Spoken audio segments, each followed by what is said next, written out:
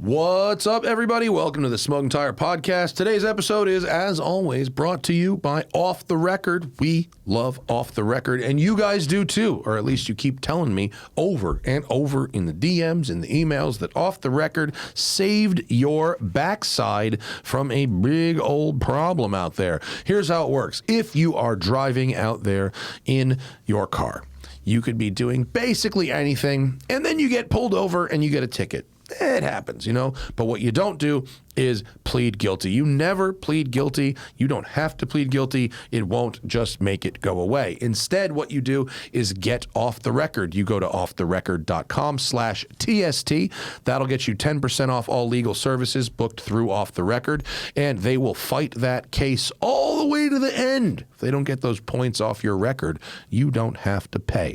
It is like that. Offtherecord.com/TST. I'm using them every time I need them. They're right there in my back pocket, always taking care of me and our TST fan base. So make sure you write that one down. Offtherecord.com/TST. All right, folks, on this show, we are getting a trailer and have to figure out what we're going to tow it with. Plus, we study crash statistics on Angeles Crest Highway to find out if it's the enthusiast's fault or the commuters, and what is pumping the most recent auction market prices. Is it just people being rich, or is it people being rich and doing crimes? Hi everybody. This is a show. Welcome to it. It's been a nice little week here in Los Angeles, other than me getting some kind of stomach bug for 12 hours. That was fun. Right after off-roading, and maybe it was right a couple hours later. Yeah. Came on fast. It was like a squall. Come on you fast, it'll leave you fast. White squall. Brown squall. That's a I haven't watched it's been too long since I've watched Captain Ron. I think that deserves a rewatch. I haven't seen that since when I was a kid. Oh, like Captain Ron is that's a quality film. That's Kurt Russell at his absolute finest. What's her face? Kate Jesus. Hudson's mom. Yeah, right? Goldie Hawn. Goldie Hawn. No. Yes. No, I mean, I know that Goldie Hawn is Kate Hudson's mom, but I was because they also did Overboard together. Oh, jeez. So they were just like, you're great at sailing boat movies. Let's make another one. And they're like, sure. But they threw Martin Short in there, too. That's always a good choice. Yeah. He's amazing. So there's some things. Some things happened the last couple of days, even though kind of nothing happened the last couple of days. We're getting a trailer. We got a deal with this company, Brian James Trailers, and they're paying us in trailer. This is great. So you guys are going to hear some ads. Please listen to the ads from Brian James Trailers that are coming. But we're getting a race sport trailer, which is a fucking sick. That's it right there. The enclosed trailer. That's a sweet rig. We're getting that thing. It tilts makes low loading better. It's got the side opening doors, and we even got the one with the awning on the side. It's got the side door? It's got the side door. That's the Jeff Zwart thing. The side door is the move, and we got one with an awning on the side, so it's like a canopy, so we can hang out outside under park the car under there and all that stuff. Shaded. Whoa. Pretty sweet, dude, right? Yeah. And you said we needed a truck, but this person is rendering. Yeah. He's towing with a disco? That looks like a Discovery. Yeah, no, I think, I believe this trailer weighs like 2,500 pounds. So I think if you're towing a light car, then we wouldn't need much car at all. We do need something to tow with at some point. Trying to figure out what that is. The website, which is from the UK, because this company is originally UK-based, although they distribute in America. They're towing it with a Discovery. In this one, they're towing an Audi R8 with a Discovery. And if they can do that, then we certainly don't need much. Well, they're good at the caravan thing. They don't really have pickup trucks there. I haven't.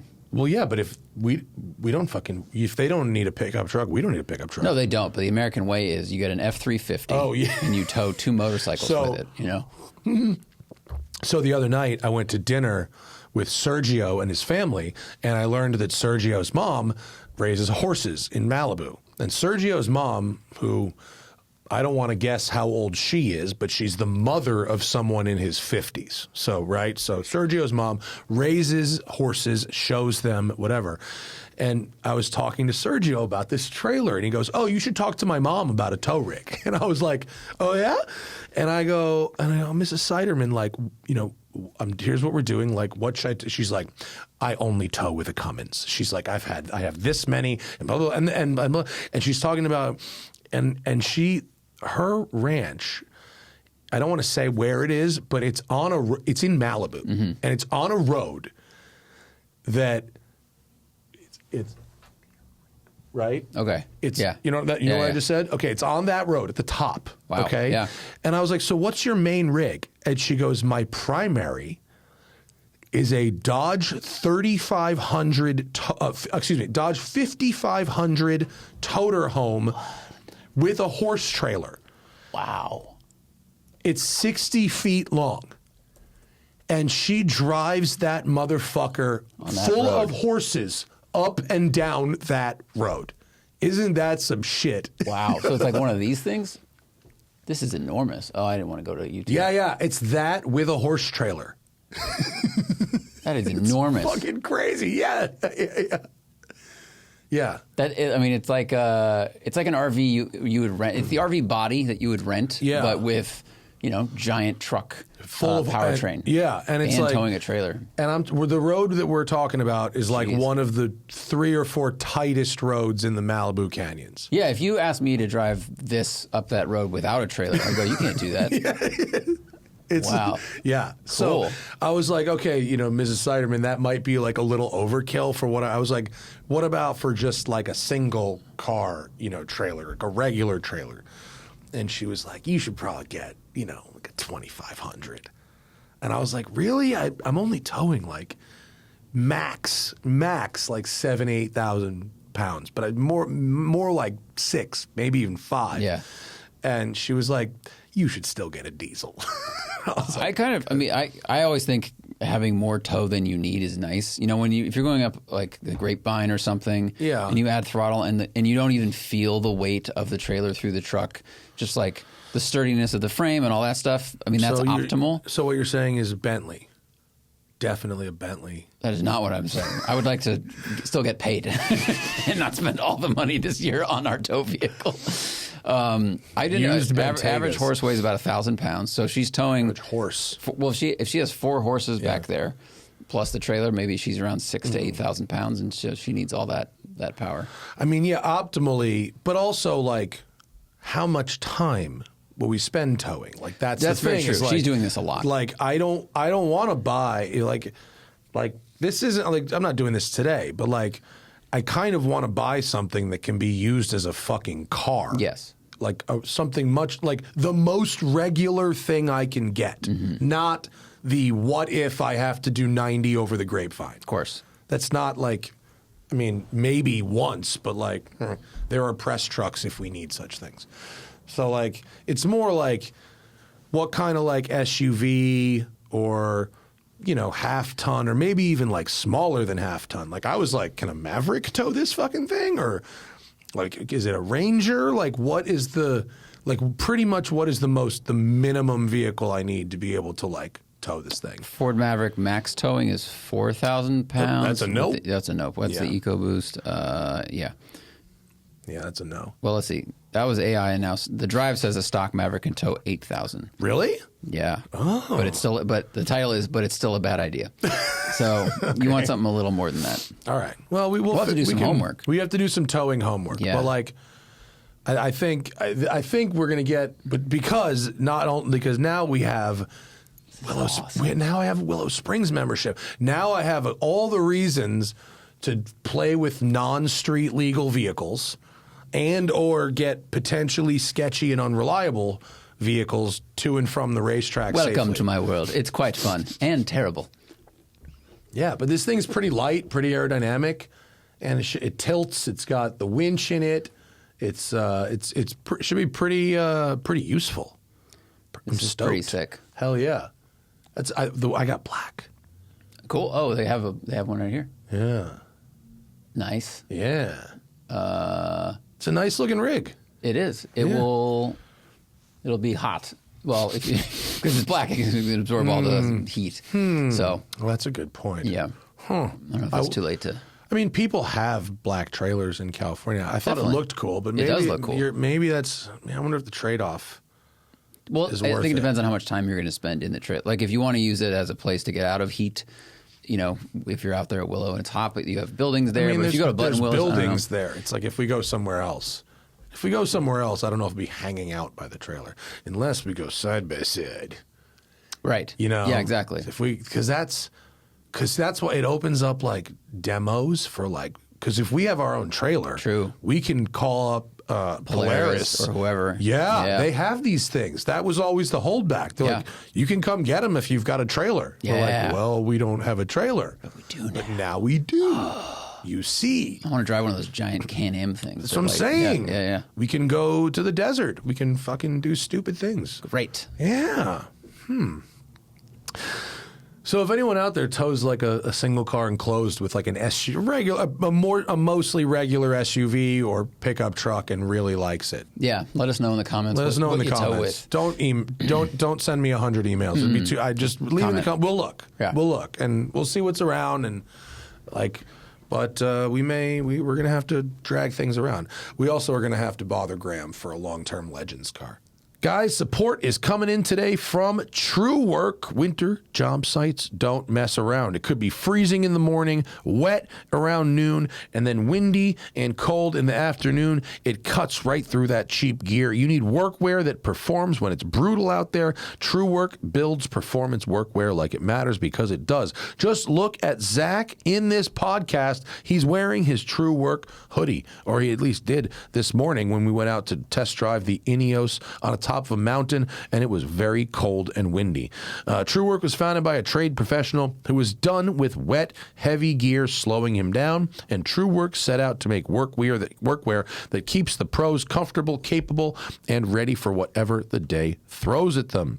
While brands like Carhartt and Dickies focus on traditional cotton-based gear that gets heavy when wet, Truewerk uses advanced performance fabrics developed for extreme outdoor conditions, now engineered specifically for trade work. It's moisture wicking, it's wind resistant, and insulated with fabrics that keep you comfortable and mobile all day, even in the harshest winter conditions. There's over 50,000 five-star reviews from pros on Trustpilot. Every trade and climate, real feedback from electricians, plumbers, and contractors working through brutal winters. So I've got the Truewerk hoodie, I got the Truewerk pants, and although I am not an on-the-job site pro, I work outside a lot, and they are great for keeping me comfortable, keeping me warm when I need it, cool when I need it, and dry when I need it. I love the Truewerk pants and the hoodie. It's awesome. Don't let cheap gear slow you down this winter. Upgrade your day with workwear built like it matters. Get 15% off your first order at Truewerk.com with code TIRE. That's TRUEWERK.com, code TIRE. Yes. That I see a lot of value in borrowing a Legends car for a year. Well, we want to be ambassadors for the Legend car. Well, we can do it is like the most hill fun. climbs and shit. Yeah. The Virginia City Hill Climb, I think, is with a Legends car. I think that'd be fun. What is the altitude there? Because I think at the top it would be like... Do you have to put a turbo on it? Sure. Add an E-axle?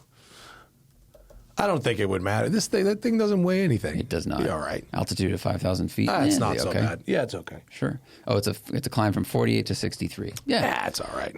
That's we will do our testing on Angeles Crest. Angeles Crest Plus. Yeah, that's no big deal. So that'll be fun. And I'm getting manufacturers used to the fact that I'm going to be taking their cars to the track. Some are like, okay, is this going to be all the time? And I'm like, maybe. I mean, so we have to do the testing. Yeah, so the Maserati's sending the GT2 Stradale, which I know you got to have a go in at Ascari, I think. Yeah, right. Yep. You liked it mostly, right? I did like it mostly, but my takeaway was the regular MC20 I think gets you 90% of the way to what the Stradale gets, And the experience I had there, which was very limited in terms of lap time, but it felt like the Stradale did not do the track job that it was trying to do. And then on the road, I thought the regular one rode better, looked better, and gave you all the speed and stuff anyway. Okay. But maybe further testing is needed. Fair assessment. Further testing is needed. 9 laps. I mean, that's not a lot. It is not, and that was, and the PR person for USA argued successfully to get us more time than was originally allotted, but it was still very small. Yeah, that's not a lot, and Ascari's smooth. Yeah. Also, yeah. We'll see. That'll be fun. I'm gonna go take it out to Willow, drive it on the street. A little more street time. That'll be fun. I also I booked a Dodge Charger 6-pack for the road and track event in the desert in April. I was like, we could do a little Vanishing Point vibe. There you go. You know, I saw Miguel up at Good Vibes with the press car, and with the big wheels on it. It's not a bad looking car actually. And I sat in it and I was like, oh, this is a big boy. This is a good open desert vehicle. Yeah. I think it's a great looking design. Come on. I think the car looks good with the big wheels on it. Some of the base electric ones with the small wheels look really bad. But if you put the right wheels in the right color, not bad. Yeah. But so I'm excited. I'm actually kind of excited to try that for 1,400 miles. It'll be smooth and quick, and it is a good road trip vehicle. It is, and we get some laps at Las Vegas Motor Speedway. Oh, okay. Yeah, that'll be interesting. Yeah, like truly, I'm not trying to be disrespectful to the Charger. I just haven't driven it, so I'm wondering how it will do on a racetrack. The last one I drove was like, one of the old Hellcats, with like a manual and stuff, and the weight balance was always interesting on racetracks. It might be slidey. If it's anything like the last one, it would be terrible if it was slidey. Oof, what a nightmare. Can't have any fun doing that. Is this like America's Supra now, right? Because it's inline 6, isn't it? Yeah. Yeah. It's 550 horsepower, I believe. It's a 3J. It's not even a 2J. Bigger than a 2J. Dodge would come out with an engine and be like, it's called a 4JD. Yeah. What's the Hurricane engine? That would be the slightly MAGA one. They'd call it 4JD. Because of why? JD Vance. Oh, there you go. Okay. Took me a second. Yeah, I mean, well, because it wouldn't be a very good joke. You'd have to explain it to somebody. It is a 3-liter. It's a 3-liter, right? They could call it the 3J. It could be the 3. That would be so trolly and fun. It would. But then if it didn't hold like 900 horsepower, it would be. That's true. You know what I mean? That's it's like calling your shot. Yeah. Everyone go, okay, all right. Right? Let's see what you got. Let's get one of these on here. Let's get fucking. Let's put this basketball size turbo. What is Cletus called? A Turbski? Let's get fucking. That's when it gets real big. A Turbski. Is that what it called? 90 millimeter. By the way, fucking Habibi hit me up and informally invited us to a race, and we're gonna go race with Cletus in Connecticut in July. Stafford Motor Speedway, Crown Vic race, the Smoking Tire. Is it 2 drivers to a car or 1 driver? I think it's 4 to a car. I think it is. Okay. Stafford Motor Speedway. I thought it was like a team. Maybe is it? See. I don't know. I'll look it up. I have absolutely no idea how it works. All I know is oval course. I'm realizing we have a couple Victorious. of driving events coming up that we know very little information about. Yeah. Because I'm excited for the ice race, but I think they would have sent me like a driver information thing by now. Like I have absolutely no idea what level of like safety equipment or anything I have to bring yet. What are you looking for? I wanted to look at just an overhead picture of Stafford Raceway. Oh, just like go to Google Satellite or go to Maps. It's just a fucking oval. It just looks like a whatever, a half-mile oval. There is a sort of an infield ish road coursey kind of thing. There's like at least some bus stops and some chicanes that I guess you could sort of use. I'm not sure how you would make that work, actually. Those might just be return roads and such. But yeah, it's an oval. It's going to be fun. That's going to be so sick. Right? Yeah. I'm really excited. You think we're going to finish? You have extensive Crown Vic experience. I do. Well, it really depends on what year we're getting, because they switched to a better steering system We need a dot in two. 05, I think it was. We do need a dot two. It matters. The steering ratio got a lot better. I think they switched from ball to rack and pinion. I mean, I chose mine for a reason. Yeah. Oh, yeah, it does. That does make a big difference. We need... I mean, it won't matter that. If it was a road course, it would matter more. What was the one from All Cars 3? Was that the good one? That was the that was the that older wasn't one. the good one. It was Okay, not. yeah. That was like 2 years before that because it was cheaper. Right. So yours had better steering. Mine had than way that. better steering. Oh, all right. Mine had way better steering. That does matter. That's did very matter. important. Well, also, I we wonder, spent 25 minutes crapping on the Ineos for this. Oh, by the way, you said that a patron DM'd you, right? And Yes. said that there is a software update that allows you Yes. to permanently disable ADAS on a Grenadier. Is that true? That is true. And then I saw other comments that said it's not available in the 2026. Oh. But would that mean it's only available last year but not this year? Yes. So I don't know. We'd have Because to- this we should year is an confirm. updated year, and one of the things that's been updated is that because last year's didn't have this. So, I mean, The comments seemed conflicted, but a couple of people were like, there is a thing where you just hit a button and it disables it.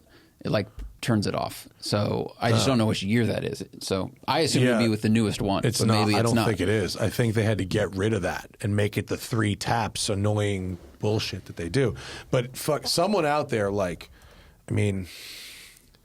someone that's like a tuner is going to have an entire business in tuning to fucking defeat this shit. Yeah, I would not want to own that. I would worry so much about the liability of if someone hits someone and then they go, the ADAS was disabled by, it's like the people that were disabling all the diesel truck things. They got in trouble until they didn't get in trouble. So, yeah, all you have to do is make a... Well, you're betting on an administration liking what you're doing, and that's quite a gamble. Yeah. So... but speaking of Ineos, because we're also talking about the silly name. Folks, got to take one more quick break because Fitbod wants your ears. And man, I cannot tell you how important it is to have a routine and stick to it and get accountability, right? I have accountability. I have a personal trainer. I spoil myself. I spend my money on a personal trainer.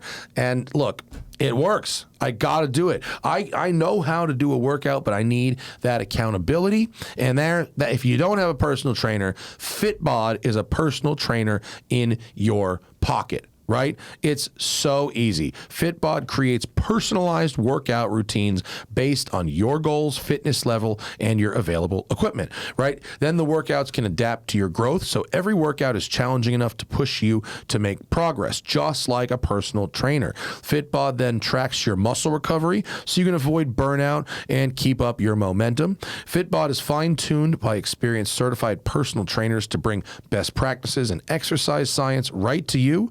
And there are over 1,000 demonstration videos within Fitbod, so you know that you're doing the workouts right. You're not going to get hurt. The Fitbod app makes working out easier. It feels like having a personal trainer in your pocket, and it will customize these workouts based on the goals that you have. So level up your workout in the new year. Join Fitbod today to get your personalized workout plan at fitbod.me/tire. That's fitbod.me/tire. fitbod.me/tire. And now back to the show. And I was informed that it comes from this. The Fusiliers is an infantry regiment of the British Army, part of the Queen's Division, 2 battalion. Okay. So it comes from something tough. Sure. But it does sound kind of silly. Yeah, I mean, when you have the word sillier in it, it just to me invites a certain type of being laughed at.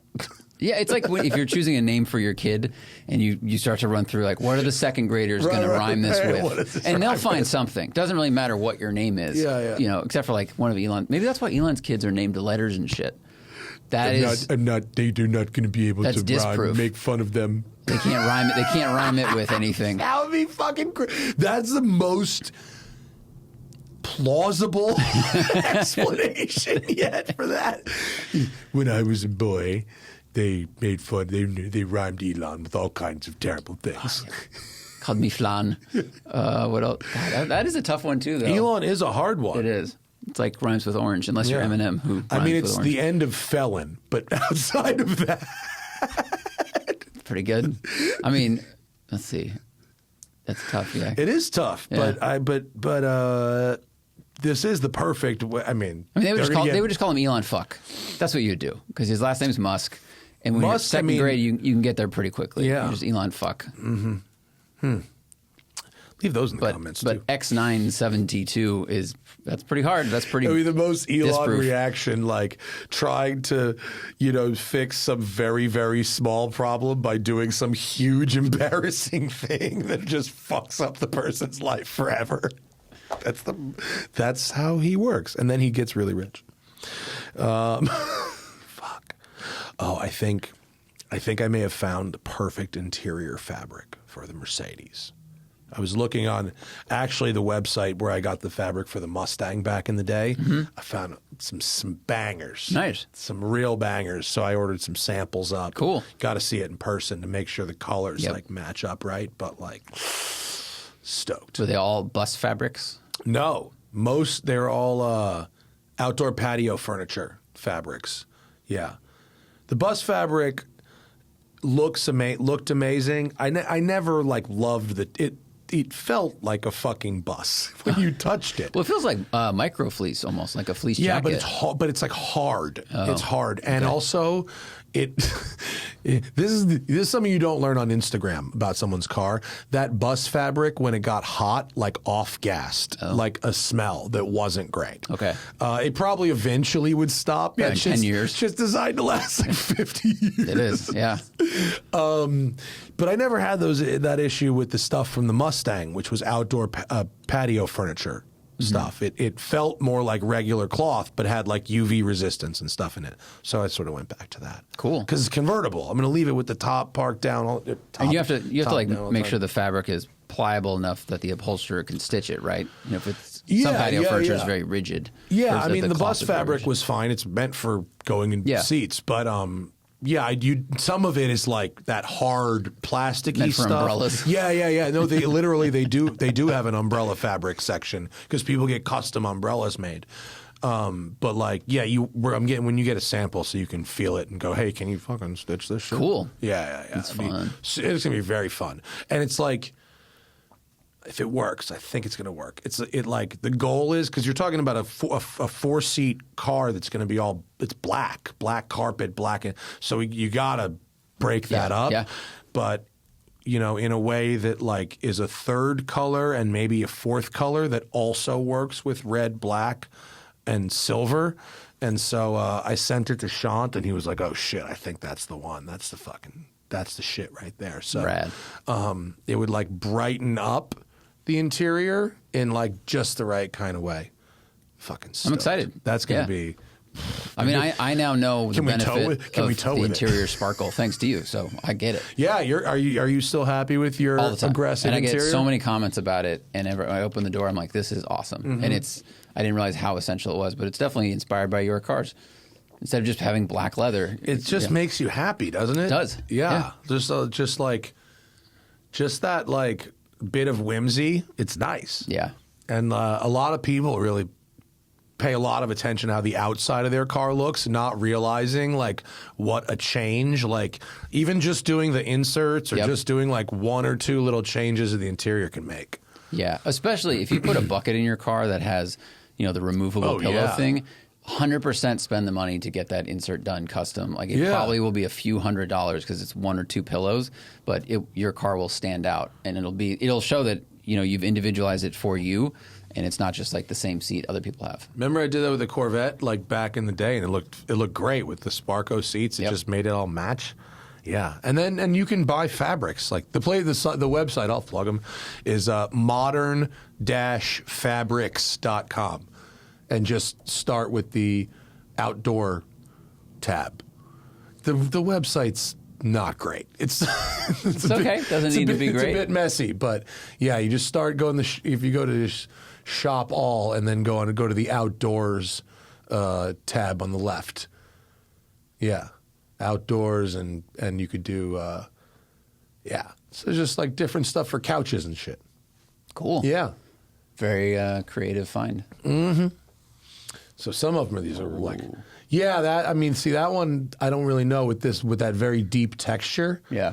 I'm not really sure. The problem with these fabrics is you got to order the sample because none of them have most of them anyway, don't show it on a furniture or something to give you any kind of sense of scale. Right.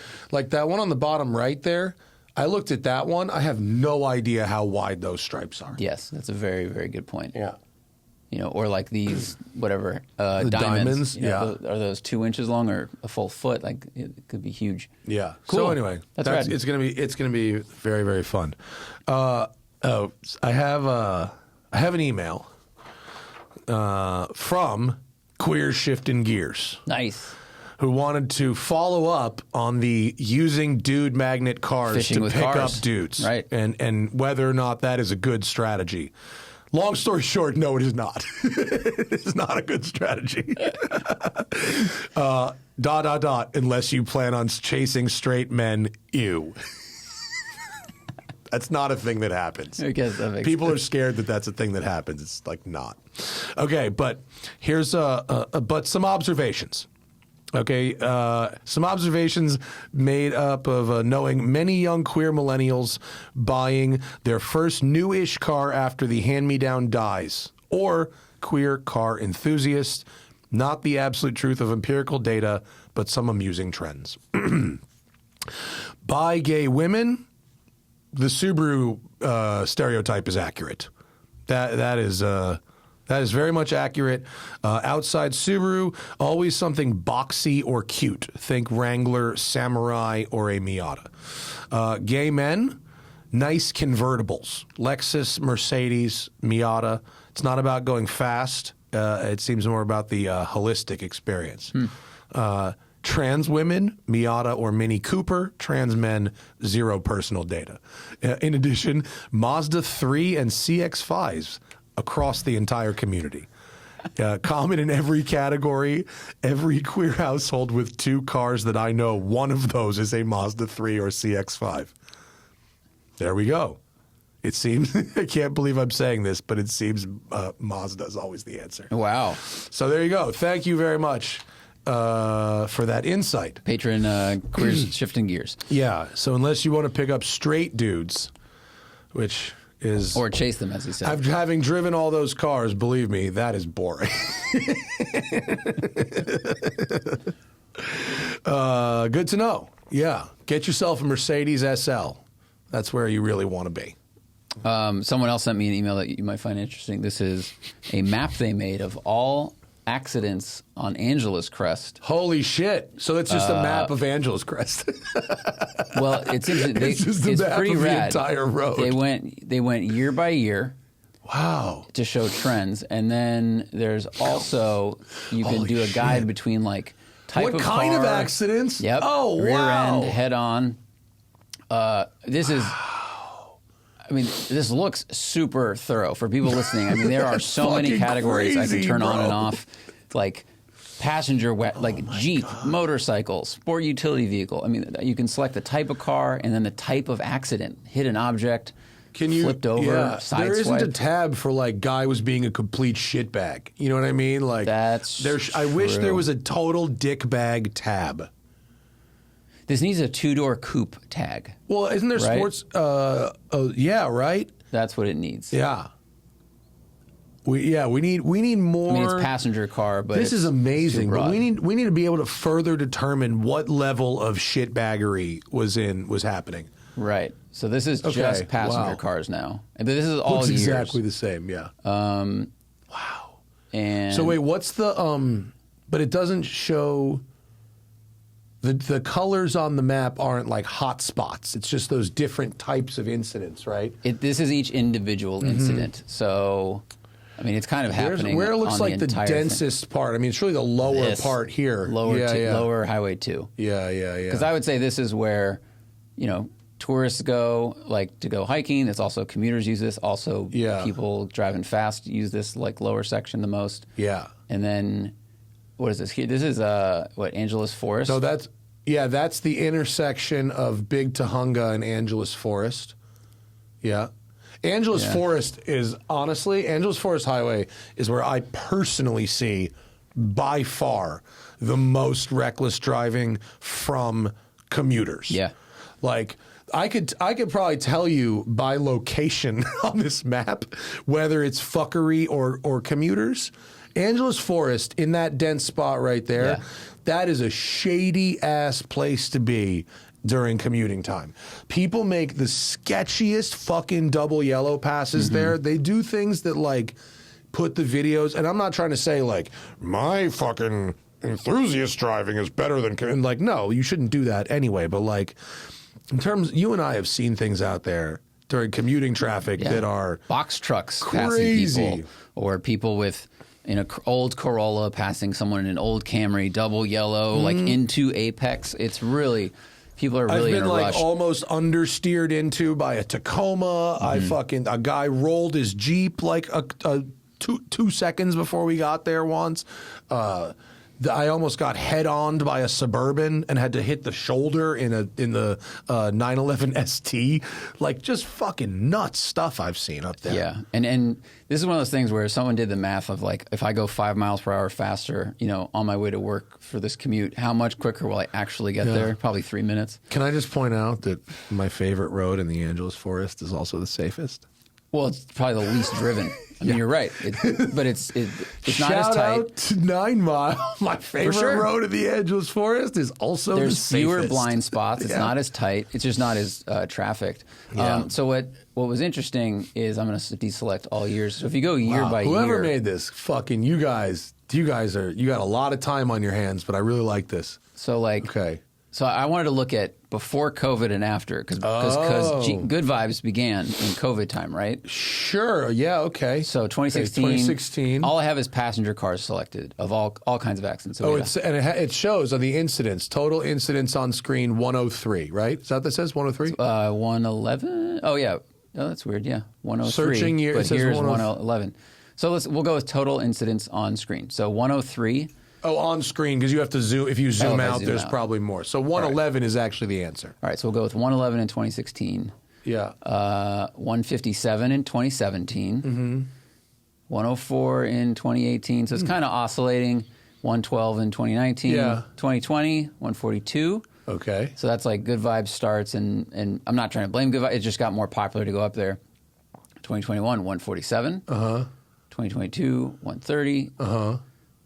104. So it actually doesn't really affect it. 139. I mean, actually, dude, this is all within range. It is. 2025, 147, that's a lot. That's high. That's the highest. Yeah. Because when this was sent to me, I believe the comment was like, I think Good Vibes influenced this, but I looked at the averages and it actually oscillates in this range. It seems to, I don't know what is the determining factor really, but it just goes between like 100 and 100 and something. Yeah. I mean, it's like, if you want to look at it, you could compare it to if you wanted to go, well, in 2025 and compare it to one of the low years, you could go, well, compared to 2017. It's up 50%. It's up 50%. Yeah. Or you could go, well, compared to 2018, or, the other year, it's only up like 11%. You know what I mean? Like, you could make up a statistic to suit your pre-existing argument.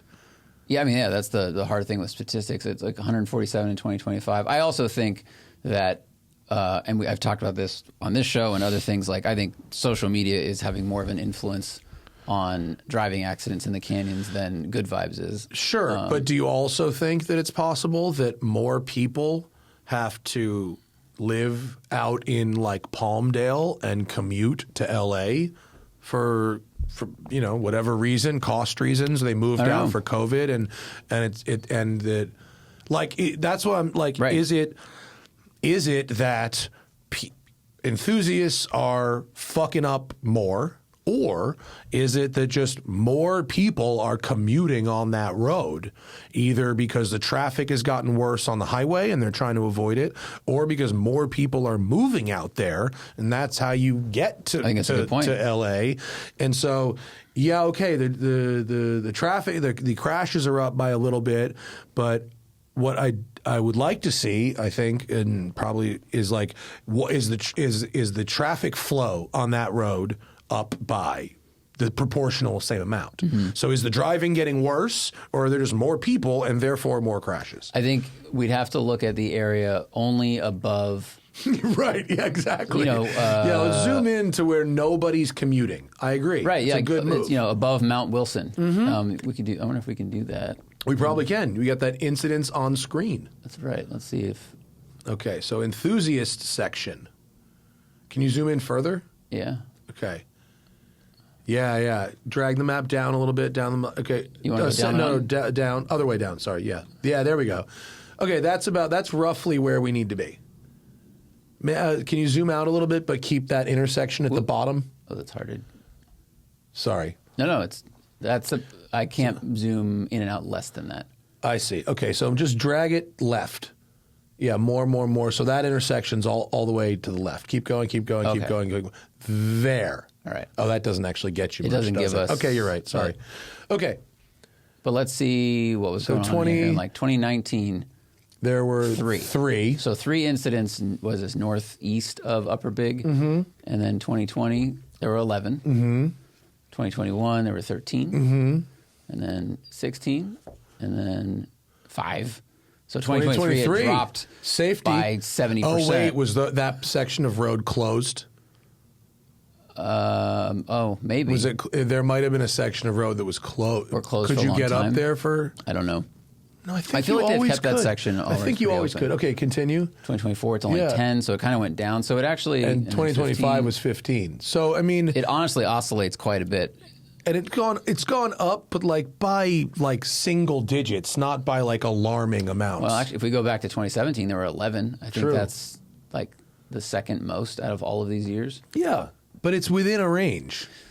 Yeah. So how interesting to be able to look at that. I mean, this is such a cool tool, and I thought it was really fascinating. And then when you start looking, I gotta say, there's not out of all those crashes, the section that you just looked at, that you zoomed in on, that section is like relatively safe.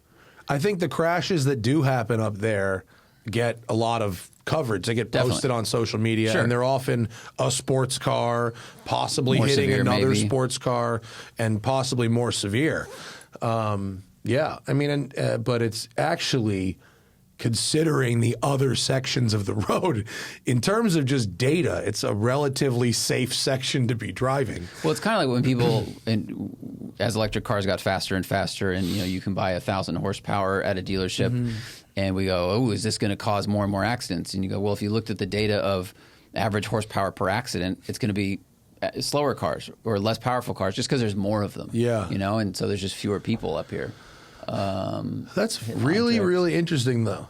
Yeah. I'd love to see the next level of in-depth research would be shitbaggery.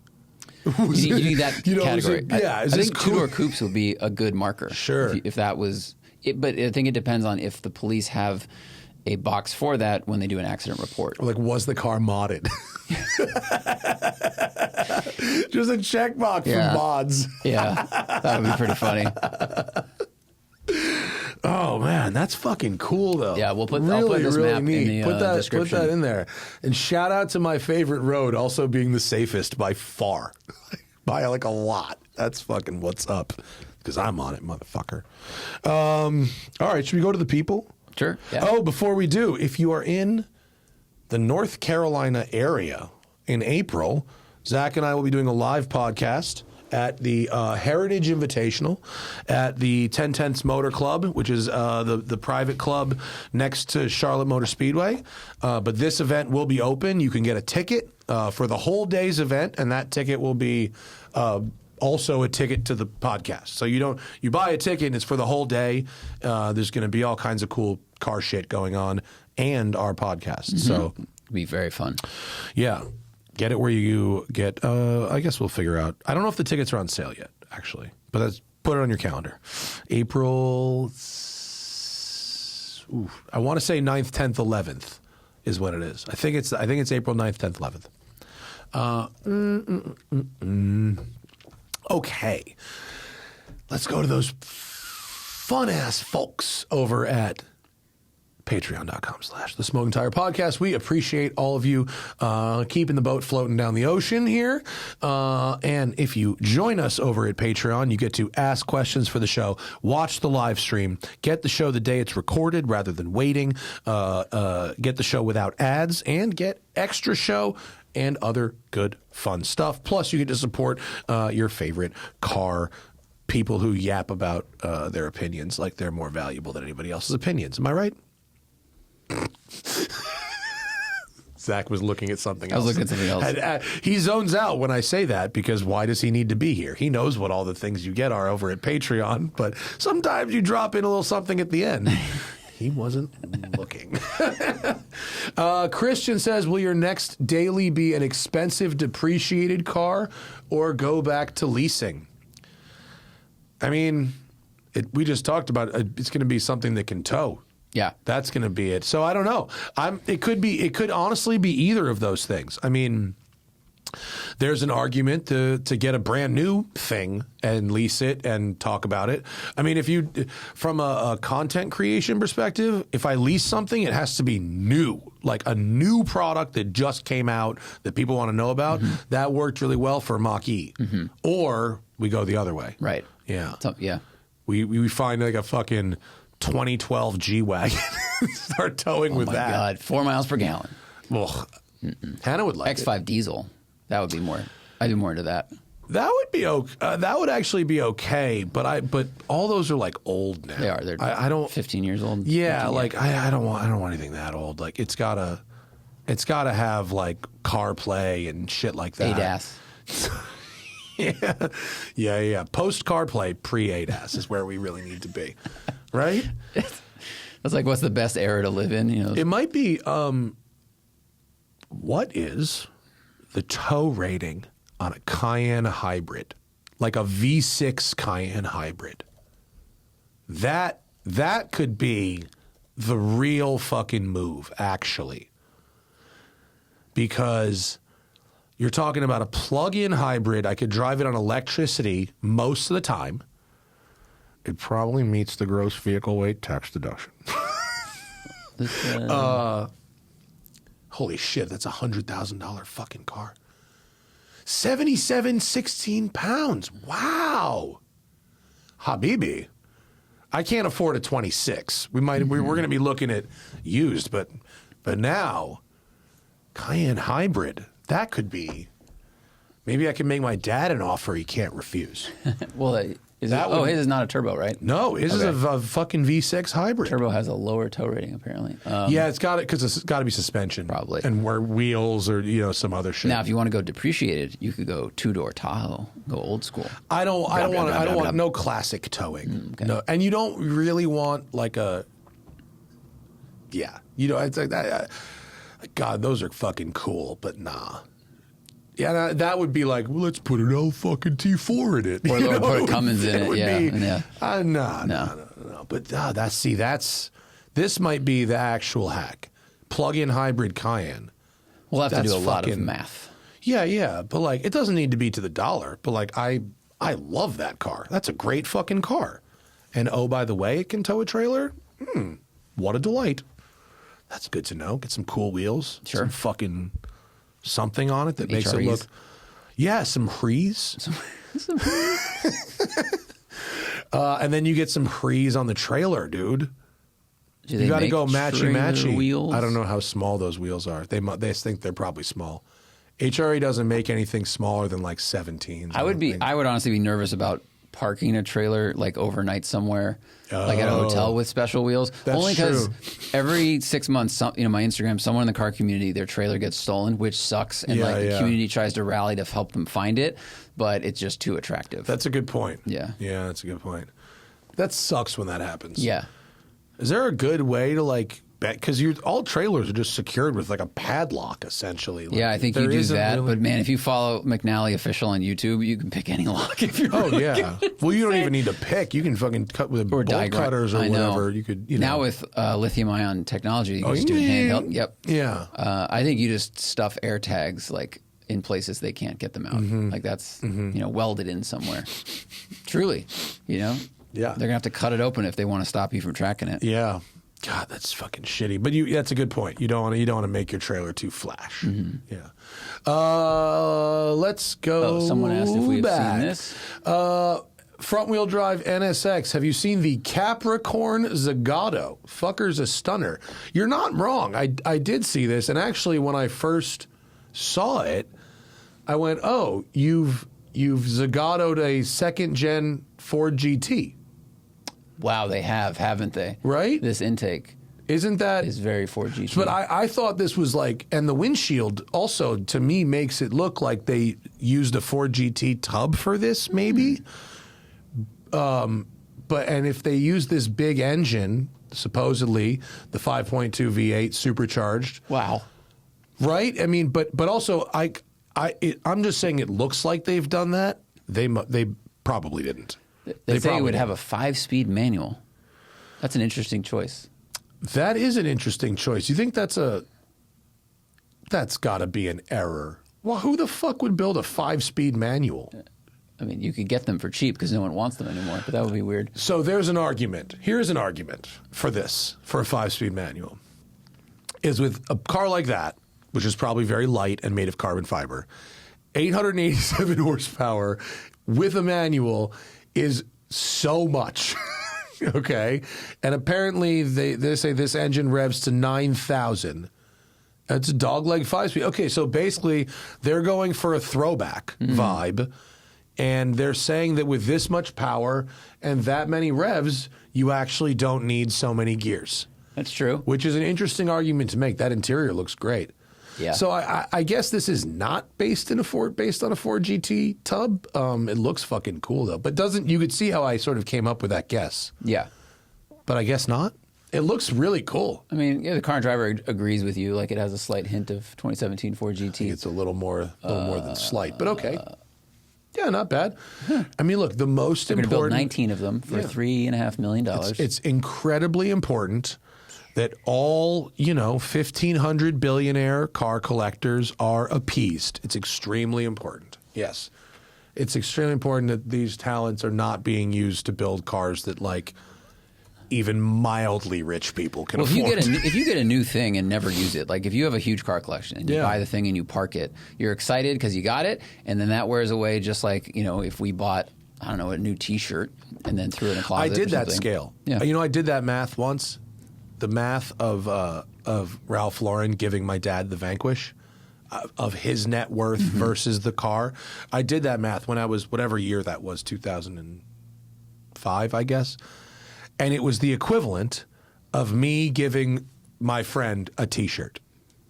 Fucking, it was wild, the scale that. And the scale was like, even, I think at the time, Ralph might have been worth $5 billion. I mean, imagine what the scale is now between some of these fucking people. Yeah.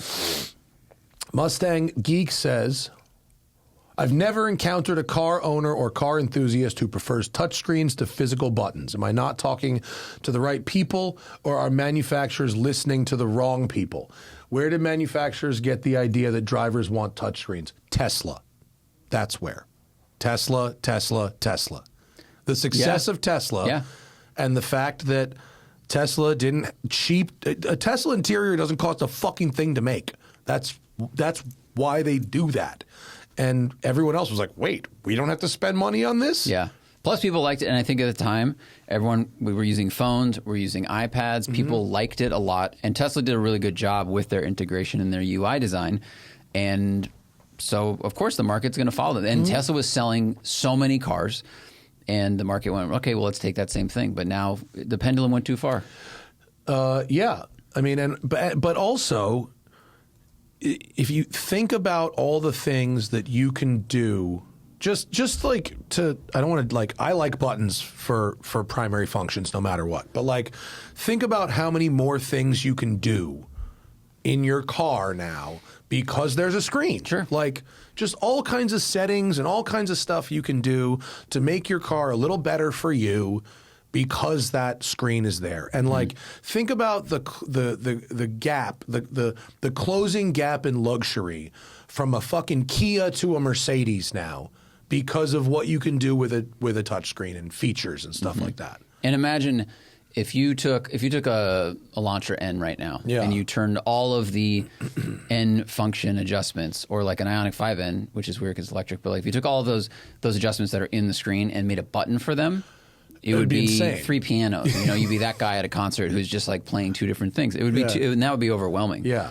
So like it's, but no, I think one, car development cycles are a long time. So it took a few years for all the automakers to pivot to chase Tesla to screens.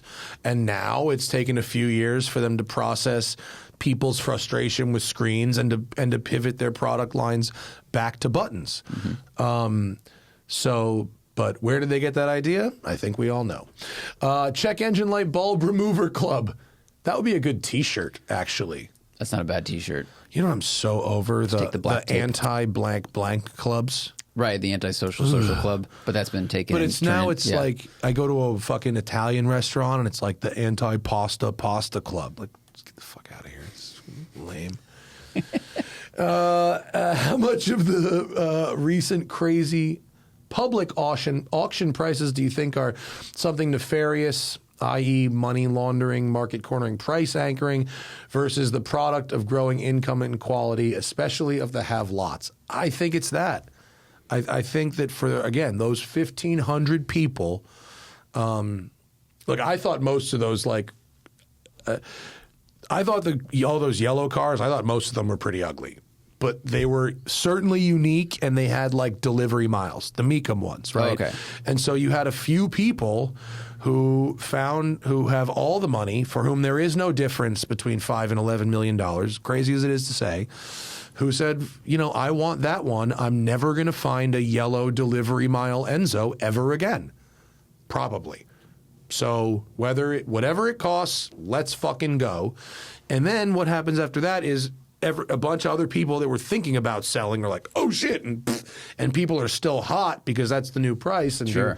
And so, but I think there is probably some market pumping happening. We've talked about this with Dinos and the old Skylines, Hakoskas, and there was a car that went up yesterday, the day before, and the initial bid was like $500,000. I wish I could find the listing, and everyone went, this is almost a suspicious leap. Like this person was trying to set the reserve, even though they're without setting the reserve. And there's stuff like that where, you know, a dealership that deals in like vintage exotics could just bid themselves back and forth and pump their own book. Well, and also something nefarious in terms of this question is a pretty wide spread of things here. Like market cornering is one thing. But like money laundering is actually kind of a different thing. Do you know Fortnite? You watch that channel? I know what it is. Great motorcycle stuff. Yeah. They did a story recently about a ring of people that were laundering money by selling motorcycles, and they were trading like 2-year-old MotoGP bikes from Ducati and some special stuff. But the thing that kind of red flagged everyone is there was like a custom bike shop that was taking huge deposits and huge amounts of money for like 3 times what the bike should be worth. And it kind of got everybody's attention, and it turns out that that's probably what was going on. And one of the people involved was that Canadian snowboarder who just turned himself in for cocaine. I was about to say, dealing. he had a warehouse full of race bikes. It was that guy. So that's part of how they figured out how he was moving money around. I mean, not just as a fucking lefty, but I do think that these big auction prices, for the most part, are the result of the have-lots having lots. Because, look, I've done crimes before. Like, if you're doing crimes, trying to hide those crimes by buying shit publicly at auction isn't the best idea. Even if you're trying to hide it by buying cars, there's lots of places to buy cars fucking quietly. You don't need to set a record at a public auction. Very true. If what your goal is to launder money. Yeah. If you're laundering money, you should do it quietly. Do it quietly. Yeah. You don't fucking go to Mecum and put on a cowboy hat and fucking, send it. You keep that shit on the sly. I just think that there's a small number of people for whom there just isn't a difference. But if you anymore. want to, let's say you sell the drugs and, I buy the car from you to pay you for the drugs that I have purchased from you, whatever. But now I want to exit. Like, I could sell the car at Mecum. Sure. So that I can get my exit money. You got to have a couple people like that. Yeah, you do. You need a fence. Yeah. Yeah, you need a fence on the other side. Now, in this particular case, the guy selling the cars had bought them new. So it wasn't that. Right. It was but also, like, I do have to say, the yellow cars in particular, there is a precedent that buying unique specification high-end Ferraris is actually a very good investment. Mm-hmm. Like, even if you spend a lot today, you hold it for a while, like, you'll get your money back. Yeah. For sure. I don't think people lose a lot of money on unique specification Ferraris. I mean, like, factory ordered stuff, of course.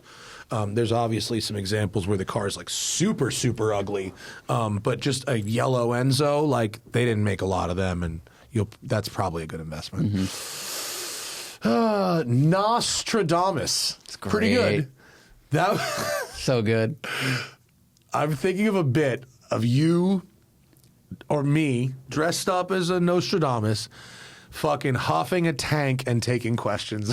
I thought you were going to go with like the Fast and Furious selling car parts type of Nostradamus. No. Like, what turbo should I put on this thing? Like, you want a 72 millimeter, not a 76. See, that's funny too. Can I do that while ripping a fucking tank? Okay, cool. All right. Other than the obvious German options, what are some high-performance sports cars that comfortably seat tall drivers?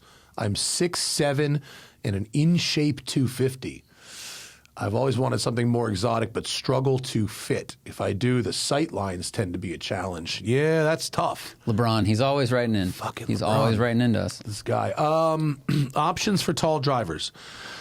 I mean, 911s, other than the obvious. So that's the problem is other than the obvious bits. I assume you're in America because you're using Freedom units. So the Alpine A110 will not do it. 6'7". Like, what is Zagato fit? Like front engine Corvettes, not the C8s, but like C7s. That may not excite you so much, but it works. It's probably safer to always go with a 2+2, right? Because then you can lean the seat back into that back seat. Like, Bentley GT. Sure. Bentley, get yourself a depreciated Bentley GT. But like, the obvious is obvious for a reason. I hate to say, like, Lexus LC. A Lexus LC. Would that work? That's comfortable for a tall driver. I think so. Yeah, they have lots of legroom. The Mercedes S63 Cabriolet. The thing is, the average height in Germany is among the tallest in the world. Average height of a man is 5'11". I think here it's 5'9". So they're just they're already designing the car for tall people. They are. If Denmark makes a car, that'll be for you because I think that's the average tallest. But I don't know, Mustang. I don't know how tall you can be to fit in the Mustang GT. Pretty tall. And you can you can lean the seat back, but eventually, like, are you too far away from the wheel? How long are this guy's arms? You may run into issues eventually. Ergonomic challenges for sure. Look up what basketball players drive. Honestly, you are that height. Hellcats. Yeah. Like all the Hellcats. That's true. That's what really tall people drive. Yeah. Seriously. Yeah. Like, no, you're right. There's a lot of like NBA players that because we're across the street from the Clippers practice, and also Killer Mike is a big dude. Yep. He drives a Hellcat. He told me the other day he'll never give up his Hellcat. Yeah. They're fun. And like, I hate to say it, but like, you know, fast crossovers too. Tall drivers drive like Cayenne turbos and shit, you know, sometimes. But like, eliminating the obvious eliminates a lot of the good ones. Like, let's put the obvious back in for a minute. 911s are great for tall drivers. Audi R8s for mid-engine cars are good for tall drivers, not That's spiders, true. But R8 coupes are good. Bentley GTs are good. The Mercedes C63 coupes, the 2+2s. Oh yeah, yeah, that's a nice car. Those are good. And all those Mercedes AMG coupes, those are really good for tall drivers. Like they had like the E63 coupe thing for a while. Like those are great. I think you have to go with the obvious. 2+2s. Yeah. M2 maybe? I don't know. It's a 2+2. I just don't know. I mean, certainly an M4. An M4, the seat, there's a huge car, and the seat goes way far back. Yeah. The toking tire, that I like very much, very nice. Is the premium for a 997 Carrera S over a 987 Cayman S worth the 20 to 30K delta in price difference? For comparable examples, I've been lucky enough to drive many 911s, but this would be my first Cayman ownership experience. Is the 911 Carrera S experience versus a Cayman S experience? I mean, 20, 30K. So you're talking about a $60,000 car versus a $40,000 car, really. So the thing is, both of those cars, if you keep them nice, are flat money, right? Pretty much. Or like very, very slow depreciation if you keep them nice and service them, right? They cost roughly the same to service and maintain. The Carrera is going to be faster. And because it's a small car, a 997 is a pretty small car, the delta in size between a 911 and a Cayman is actually less than in the modern era. You know, like they are actually closer in size then than they are now. So it really depends on how much money you have. Like, if you can afford to park the extra money into the 911, I'd say probably yes, worth it. If that amount of money doesn't really mean something to you to hold on to and use for your life, like, and I'm not your accountant, like. Do you think it matters what experience they want from the car? I mean, there's a lot of overlap between these two vehicles. Like, they're comfortable for long distance. They're very sporty. Yeah. You could drive them on the track, blah, blah, blah, blah. But one is rear engine, one's mid engine. I think they have distinct feels in that regard. Yeah. And so I think that's what I would focus on as well. Like, if the money doesn't matter, you go, okay, well, are you trying to have a 911 experience and get into that game, or do you want to have the mid-engine thing, which is a pretty rare thing to have, especially at this price point? I mean, the good thing about this type of car is if you drive it for a year, you maintain it, whatever, like other than the taxes and the insurance and whatever, your total cost of ownership is probably not that much. So if you think you might like to try a Cayman, try one. Drive it for a year. Maybe you love it. Maybe you go, you know what? I think maybe actually that extra $20K to get me into that 911 is worth it. And now you've learned something. And maybe it costs you a little bit of money to learn that lesson, but in the meantime, like, you've had some fun. So like, but I think both of those cars, just in like financially, would be similar costs to own over a period of time, and have similarly slow depreciation curves if you drove them the same and maintained them, you know? Is there more? Many more. Many. Advil and vodka. Did you ever steal a parent's or friend's parents' cars for a joyride?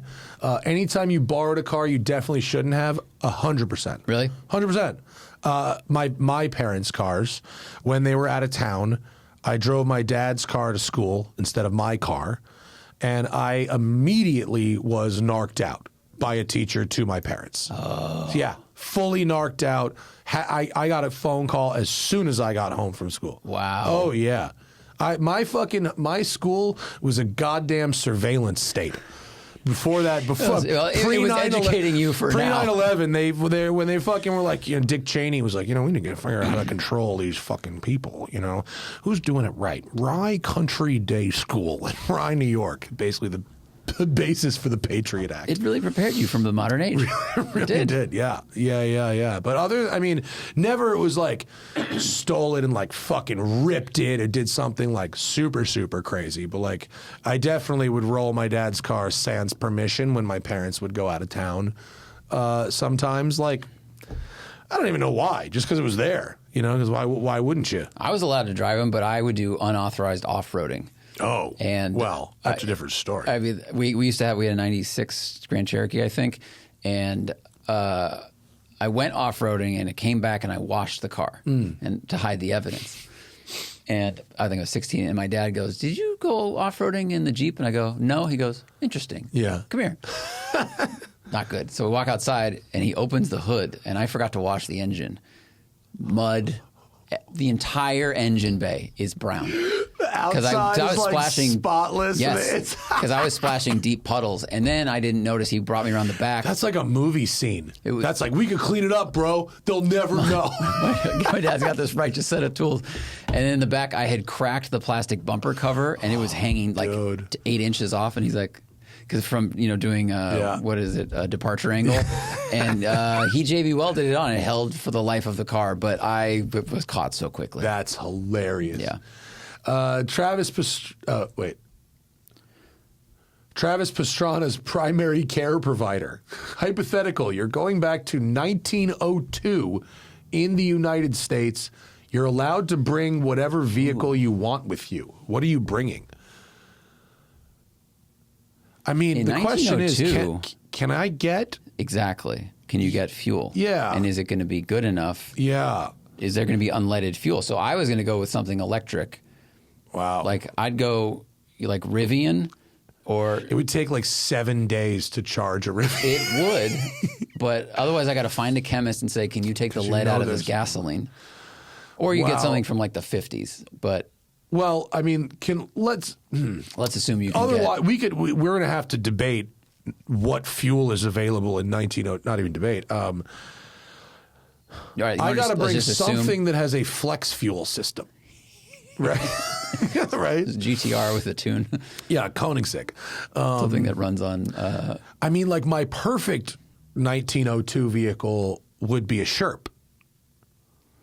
A Sherp is there is no better vehicle for a world essentially without roads, without laws, no vehicle registration. You have a tiny little diesel engine, assuming you could get diesel. I think you could get diesel. Could you get diesel in 1902? If you could get diesel, this thing can go 2,000 miles on a tank of diesel. And so diesel, the first diesel engine was patented in 1892. Okay. First working prototype in 1897. Oh, shit, we're getting close. Getting real close, buddy. So there's one guy in America who makes diesel. You just have to go back to this one. The fuel itself was called distillate, and that was first used in commercial engines in 1898. So I think you could find it. Okay, so you could get diesel. That is a good solution. Sherp is it, dude. Yeah. That's gonna be. It's got a tractor motor. Well, and because roads are probably not that well mapped, so if you encounter a lake, you can keep going, no problem. I'd have to go around it. Yeah. I don't know about since, but as of the time that I drove the Sherp, and they'd been making them for like 3 years, they said that none had ever gotten a flat tire, and only one had ever broken its drive chain. So like, I feel like I could fucking make it a couple of years. That's a really good choice. down there with a Sherp, right? Yeah. Granny shifting, not double clutching like you should. Has there ever been a time in your life where you wish you had a mulligan? Oh, yeah. Yeah. Oh, God, yeah. Way too embarrassed on to that talk way too about them much. here. Do you try to think about, dude. I mean, I haven't had any like huge ones, but like certainly a lot of small ones where I wish I'd acted differently. Sure. Yeah. And I think I used to feel really bad. I mean, I still do sometimes, like ruminate on that stuff. But what I think I read, the things you have done have led to who you are today. So if you like went back and changed those things, you have that butterfly effect. You know, the lessons you learn from doing those things, quote, wrong, maybe that informs you going forward, and you are the good, better person you are today because of that stuff. Yeah, it takes like a lot of therapy to stop beating yourself up for those things, and to like and to forgive yourself, and also like people come up to me all the time and remember me from somewhere, say I met you here, and sometimes they'll be like, I said this really like dumb thing in front of you, and like I do not remember. Yeah. But that shit will for some reason have haunted them until to the point where they feel they need to bring it up, and it just reminds me constantly of the things that I did that I found to be like so embarrassing or shameful or social faux pas, or I said this dumb thing and this girl looked at me weird, and like fucking nobody at the other half of that remembers any of that shit. Right. You know? So yeah. Even Flowmaster, should license plate covers be illegal across the country? Yeah, probably. I think they are illegal in most places. In most states, yeah. People rock them anyway, but let the police figure that out. Matt Paradem Titties. You and 3 other drivers get to do Nürburgring 24. Who's on your team and what are you driving? Wow. I choose Chris Harris. Sure. And then I need 2 professionals. You want Rob Holland? Oh, yeah. Rob is great. You want He's Rob a pro. Holland. He's nice as hell. You want Chris Harris. Yeah. And then you want someone that's even faster than Rob Holland. Like Ollie Bierman or something. Someone like, you go Max Verstappen. Well, if you want to just... Jorg Bergmeister. Or Jorg, yeah. On the Nürburgring, I think I might put Jorg Bergmeister above Max Verstappen. Same car. I think Jorg could take Max on the Nürburgring. I might choose Lee Keen, which he hasn't raced there in a while, but I like him. I know him. Fuck. You know, he's good. And what are we driving? I mean, we're driving a Cup car. It has to be a 911 Cup. It's a good time. 90s Dance Organ says, can you scroll down a little bit? I like to put my spin on. Well, wait. Why haven't you put wheels and exhaust on your Countach? My friend, there are things you do not know. First off, just imagine rims on a Countach. Yeah. I mean, can you imagine any other wheel in the fucking history of aftermarket wheels that would make a Countach look better than gold goddamn phone dials? Yeah. Are you fucking kidding me? Improve on that? Habibi, you do not improve on Gandini. That's absurd. It's a pretty stunning wheel. That's absurd. Yeah. That's and that's, by the way, made by OZ. So they come on rims, my friend. And oh, by the way, my car has a fucking exhaust on it. My car, I purchased it with an Albertoni V12 Engineering catback exhaust on it. So it's already got that.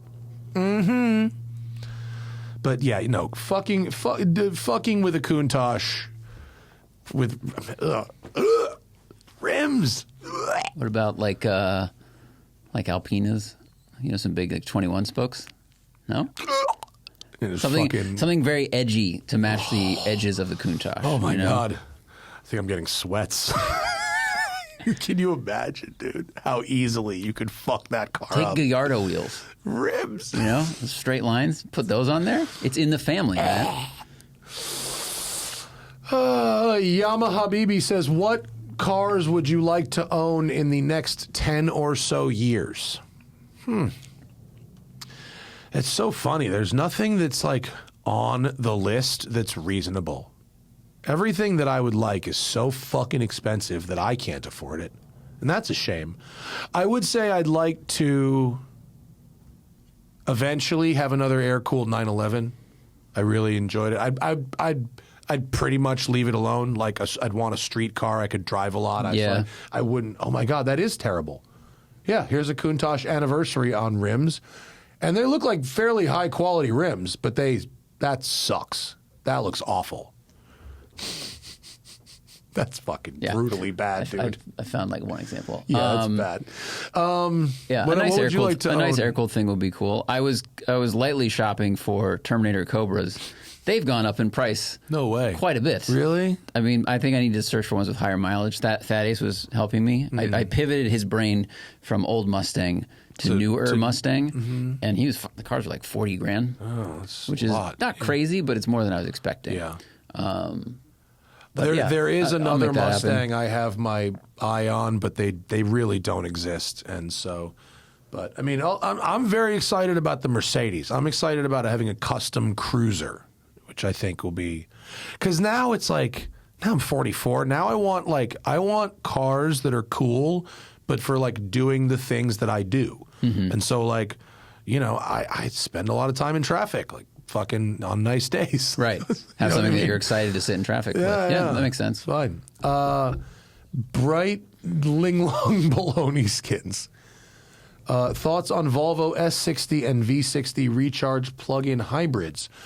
We drove that. We've driven those before, or I did. I thought it was nice. I can't remember. My sister-in-law has an S60 recharge and very much likes it. Some of the best seats available today. Yeah, you know what? They're not like exciting dynamically. Nope. The steering isn't great, but they're beautifully designed, spacious. The seats are fabulous. The ride is good. They're really, really comfortable. Nice to look at. A lot of if you need highway miles, commuting or whatever, they're sweet. Yeah, they're not exciting dynamically, but they are very nice.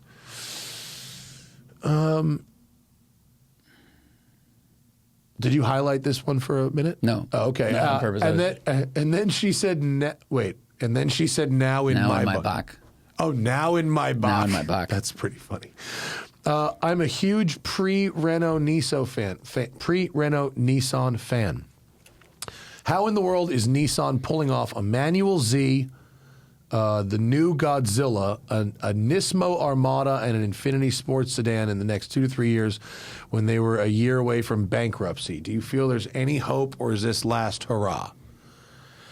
It's so fucking interesting. I pay so little attention to Nissan's finances. I don't know. The manual Z didn't seem hard.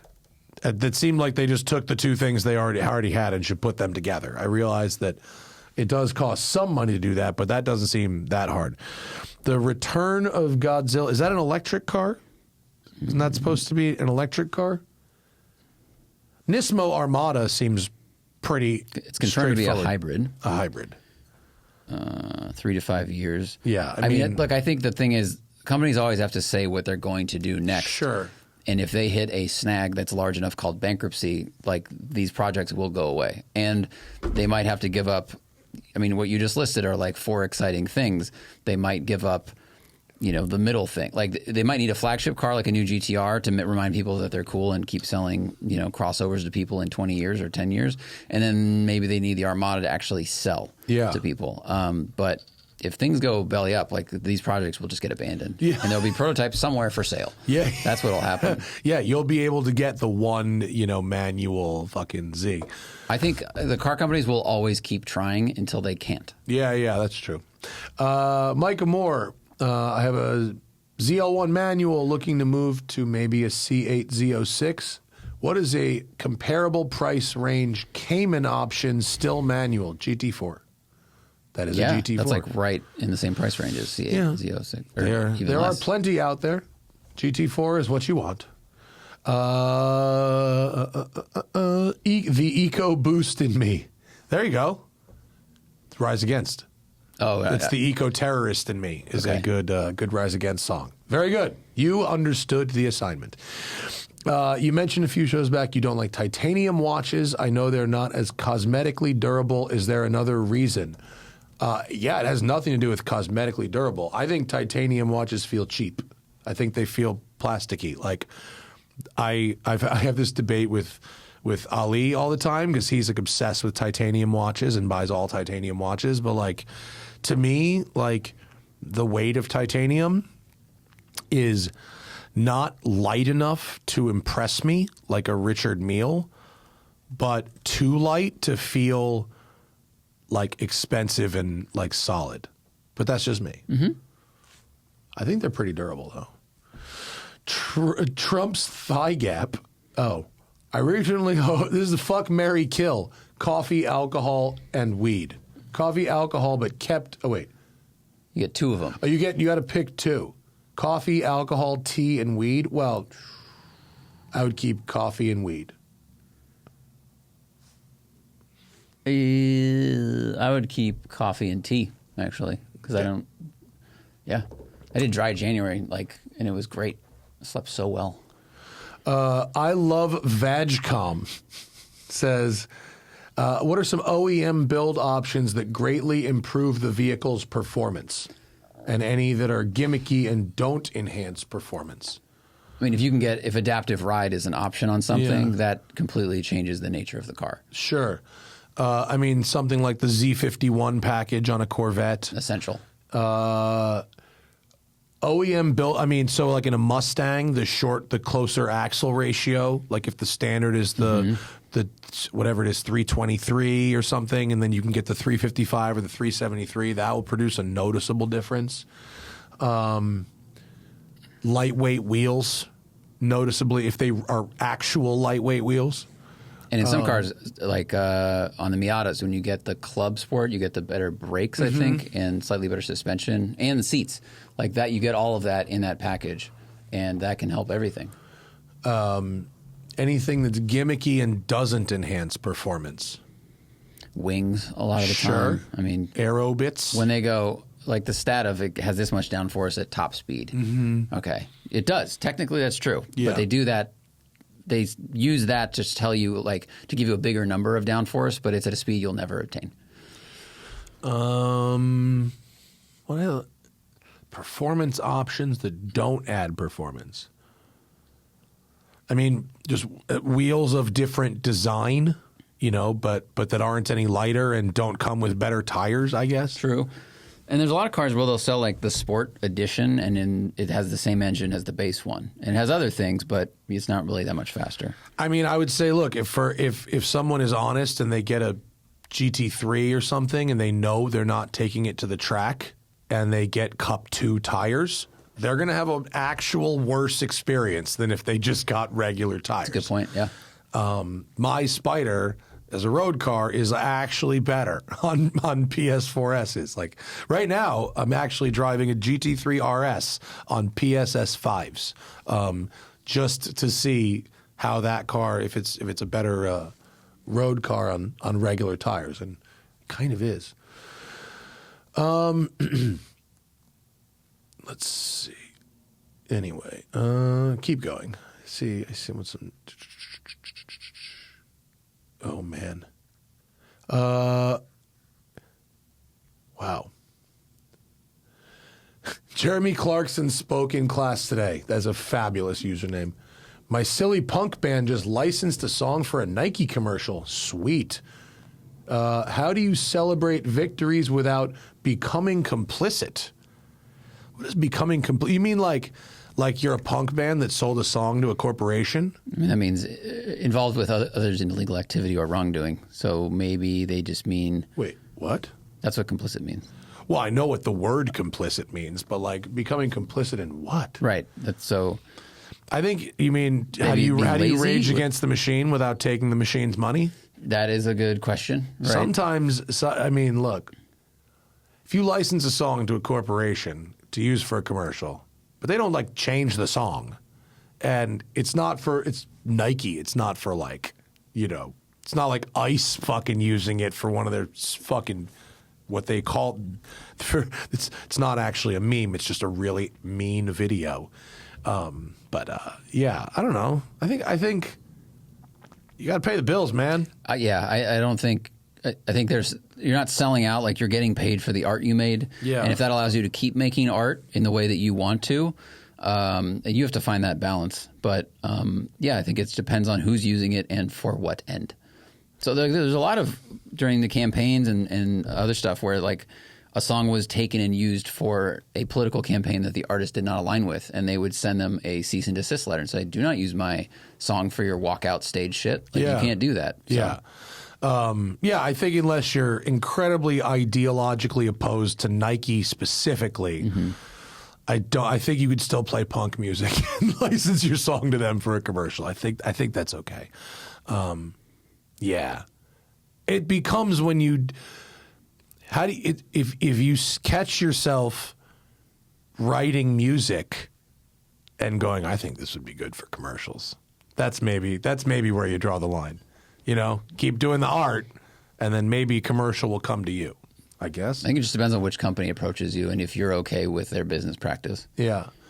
Corolla. Okay. I currently lease a Corolla, and I'm thinking about buying it. My wife and I are hoping to have children soon and love camping and outdoor activities. My concern with the Corolla is its size and ground clearance. We do light off-roading to campsites and getting to ski resorts in the snow. I've seen used Cayennes go for about the same price as I would buy out the Corolla, around $35,000 for a good example that supposedly needs nothing and has a warranty. Question, do I buy the Corolla and a set of entry-level rally-style coilovers for a moderate lift and a wheel and tire package? Ooh. That sounds fun. Or do I buy a Cayenne and can you scroll down to make sure I'm... do I return the Corolla and purchase an older Cayenne or something else that comes to mind in that price range that doesn't need modifications? I mean, that's an interesting math question because, you know, what's the cost of the coilovers and the wheel and tire package versus using that money and saving it for repairs on the Cayenne? Of course, the Cayenne repairs could easily eclipse what you could spend on rally suspension. True. So that could go really bad. But you could also... If you could buy a used Cayenne with a fucking extended warranty CPO type thing, yeah. And if you doesn't need to modify it, you got a couple years, unlimited miles, no worries. Yeah. I would probably, unless you like love this Corolla so much, you know, buying out a lease only really makes sense if you're going to keep this thing for a really long time. And I think you're building a contraption to do this task, but is this contraption going to be optimal for that thing? Like, how is it going to, I don't know, change its handling on the road and handling on the highway and miles per gallon, like, and reliability and the angle of the half shafts and all that stuff? Like, you're kind of going down you're making an experiment, whereas the Cayenne is like made to do exactly what you are trying to do with a vehicle. So my excitement for the Corolla, I'm like, that's a cool project idea, but I think the smart money would be buy the Cayenne. Right. I think you could probably do the Corolla plan and it would probably be fine. But I think you might have a better experience just having a stock car with a warranty to do those types of activities. Plus, I mean, your kids will be small for a while, so like the backseat of the Corolla is fine, but it's pretty tight. Yeah. Cayenne has way more space. Yeah. So that might come into play. It is a small back seat. Yeah. Yeah. Any more? Yes. All right. Habibi, come back. I just bought my first automatic car. I like it. It's an Lexus IS 500. I'm self-conscious that my 20-plus years of shifting technique will be lost. Can you heel and tow quickly after long periods away from a stick? I'm considering a Thrasher Track Rat to go back to a manual, but I'm tight on space. I will say that you do have to keep it up. I think you'll get rusty, but it will come back very quickly. Yeah. I think it will. You're right. I think you'd have a bit of a transitional period. But it could be like an hour or like two, depending on the car. I think it's really quick. But getting a manual car for fun sounds fun. Very true. Yeah. If you can do it. Yeah. But if they're tight on, if you're really only getting it because you're worried about losing the skill, don't. It's like riding a bicycle. But if you just are looking for a way for us to justify you getting a track car, we can help with that. Yeah. All right. I have to pee really bad. I'm going to say one more, and then we will These call are it. the last Oh, they are? ones. Yeah. Okay. All right. Let's say gated manual trans, 15 to 20K, weekend car, must have manual, and fit 2 adults and 2 small children. Prefer Prefer V8, but other options are good that make good sounds. Generally reliable and live in Louisiana. I'm looking for an 04 to 07 CTSV and GTO. What else should I be considering? Mustang GT. I mean, yeah, nothing. You've done such a great job of defining what you want. This is a great way to ask. This is a great way to ask because you lead yourself to the answer. There's only like 4 possible options here: Mustangs, Camaros, and those cars that derive from them. That's really it. It's like, what fucking year, what fucking body? What do you want? There you go. 2012 Mustang GT, premium coupe, 6-speed manual, supercharged, $15,000. I mean, look, so we're on Cars and Bids, and there are 2018 Mustang coupe, white, manual, unmodified, with performance package, $19,000. Yeah, there you go. This stuff, you'll have the pick of the litter when it comes to these things. So you can kind of choose Chevy or Camaro. Or sorry, look Chevy at that, or Ford. Look at that 95 Mustang GT convertible Mario Andretti, 12,000 miles. Supercharged. A no sale at 12 G's. Pull that fucking thing up. Look at that. Dude, that looks like it's modified like my Spider. It's got the side scoops like my Spider. It's got HREs, dude. Those are HRE wheels. Is it really? Those spokes are too small. That is the same year and colored car of my car in high school. Wow. It's the same year. Did yours have the signature on the side? No, but those are HRE wheels and the same kind of sides. How did I not see this? We got to see. I'd have thrown 13 G's in for this. Look at this red shifter. That's boot. not bad. 12,000 miles. This would have been a hell of a car. It's supercharged too. Damn, I wish I saw that. It's a no sale, right? I know, it's a no sale. So DM them. I probably could. Salina, Kansas. Huh. Oh, what a road trip.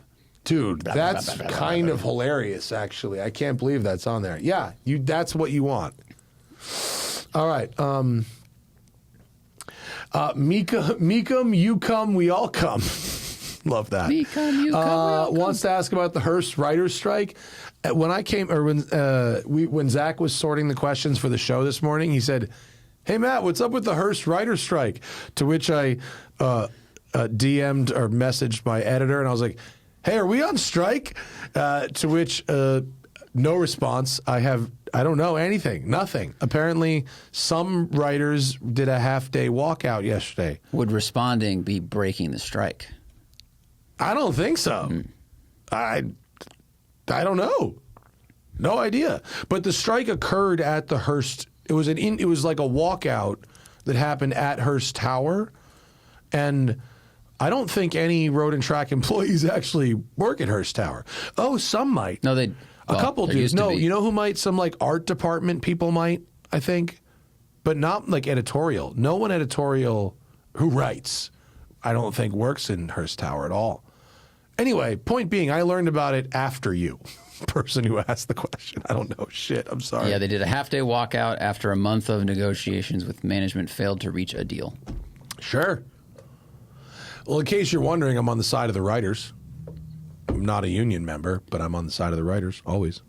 Because I'm actually not even an employee. I'm an independent contractor. So that's our show, people. Thanks for having us in your cars, in your ears. Talking mad shit. Providing advice. Extremely valuable advice. Fucking Cayenne hybrid. So we'll have to do some homework. Everyone in the comments or in the chat was like, you want more towing capacity and also pay attention to the braking capacity when towing. Yeah, there's the pulling weight, and then there's like, how well can you stop this stuff? Sure. So. Yeah. Fortunately, Porsche has multiple brake sizes for different cars. PCCBs. No, they have the other ones. They have the PCSBs, the white caliper. Yeah. That's the other one. But I think Cayennes have Cayennes have regen too. So they have a serious amount of not just caliper, but of regenerative braking capacity too. I don't know. We'll figure it out. What we do, we get a press car and we try it. Yep. I mean, we try before we buy. I learned that fucking lesson. No more Focus RS mistakes for me. We try before we buy. Always. Thanks, everybody. See you next time. Bye.